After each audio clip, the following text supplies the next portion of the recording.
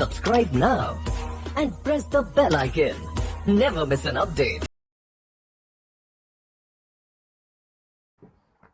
What's up guys, welcome back to the course. In this video, we're going to learn how to design compelling CTA. You might be wondering, what is CTA? Well, CTA stands for call to actions. It's basically an instructions for our potential customers about what to do next. For example, they're interested in our ad copy, they want to purchase the product. So we're going to let them know what you should do next.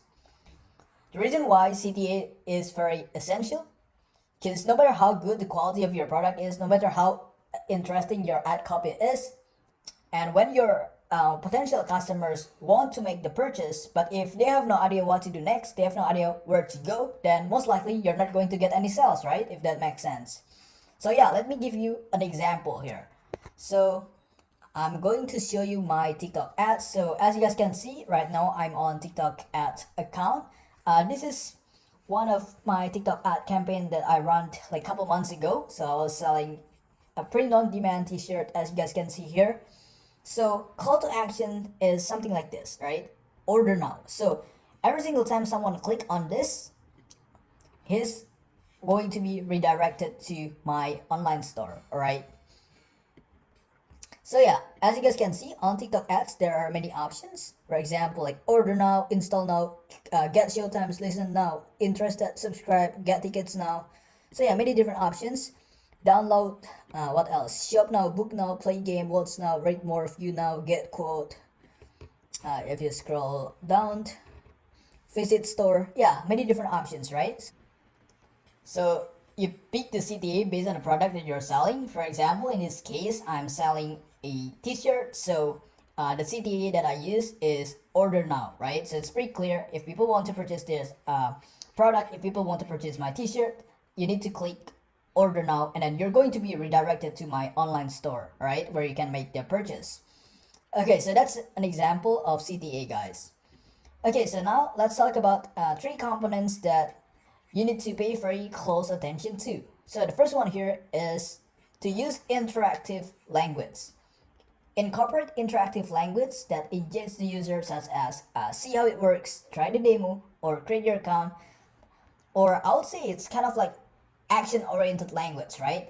Tell them what to do. Tell your potential customers what to do next. Give them instructions on what to do next, all right? Or click this link, for example. This approach invites users to actively participate rather than passively consuming the content. So yeah, it's very important for you to use interactive and action-oriented language, right? Okay, so that's the first one. Let's talk about the second one here. Offer incentives. Provide an additional reasons for users to click by offering special incentives such as discount, free trial, downloadable resources, or exclusive content. For instance, get 20% off your first order today, right? So running promotions like 50% off or 20% off is definitely going to help you a lot, guys. Because when people see that they can purchase the product at lower cost, most likely they're going to take actions, right? Because there is a reason why they need to take actions, because they will be able to purchase the product at lower price. So yeah, you might want to consider to offer incentives as part of your CTA strategy. And let's talk about the last one here. Play CTA strategically. Position the CTA prominently within the ad copy, typically towards the end. If the ad copy is longer, consider placing secondary CTAs throughout the content to capture attentions as user scrolls.